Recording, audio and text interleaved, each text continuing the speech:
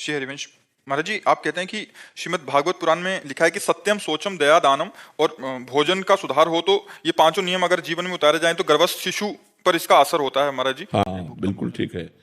लेकिन सत्य क्या है? भगवान। इसलिए भगवान का नाम जप करो। शौच क्या है? पवित्रता, शरीर की पवित्रता, मन की पवित्रता। जिस दिन से गर्भस्थ शिशु आ जाए, ये पता चल जाए कि हमारा गर्भ धारण हो गया, उस दिन से ब्रह्मचर्य से रहे। ये परम पवित्रता। व्यभिचार न करे, भोग न करे।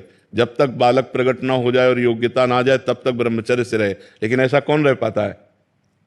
अगर अपने बच्चे को बुद्धिमान, बलवान और भक्त बनाना है या राष्ट्रभक्त बनाना है तो आपको ये नियम लेना पड़ेगा कि जिस दिन से गर्भ रह जाए उस दिन से ब्रह्मचर्य चालू कर दे। पति पत्नी दोनों ब्रह्मचर्य का पोषण करें जब तक वो बालक जन्म ना ले ले। ये शौच, ये पवित्रता के अंतर्गत आएगा।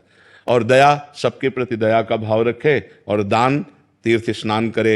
जब पशु पक्षी, भूखे परेशान लोगों को, अगर हमारे पास धन है, हमारे पास सुविधा है तो हम थोड़ा उनको भी दें और उस पुण्य का फल मांगे कि हमारा बालक स्वस्थ हो, हमारा बालक बुद्धिमान हो, हमारा बालक भगवान का भक्त हो। और हम स्वयं पवित्र भोजन करें तो निश्चित बात है कि उस गर्भस्थ शिशु पर इसका प्रभाव पड़ेगा। महाराज जी जैसे उसमें दिया एक भुक्तम तू भोजन, मतलब एक बार भोजन करें, ऐसा भी है? नहीं, बच्चे के पुष्टता के लिए आयुर्वेद सिद्धांत के अनुसार भोजन करना चाहिए।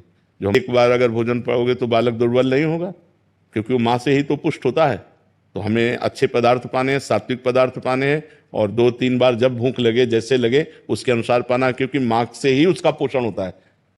बालक का कोई वो आहार तो है नहीं उस समय। गर्भस्थ शिशु का आहार माँ के ही आहार से जुड़ा हुआ होता है। तो अगर आप उपवास करोगे, आप व्रत करोगे, आप एक बार पाओगे तो बालक को कहाँ से पोषण मिलेगा? पौष्टिक आहार पाइए, सात्विक आहार पाइए और 2 बार 3 बार पाइए। बाल भोग थोड़ा पा लीजिए, फिर दोपहर में पा लिया, फिर शाम के पा लिया। थोड़ा थोड़ा करके पाइए जिससे बालक का पोषण होता रहे।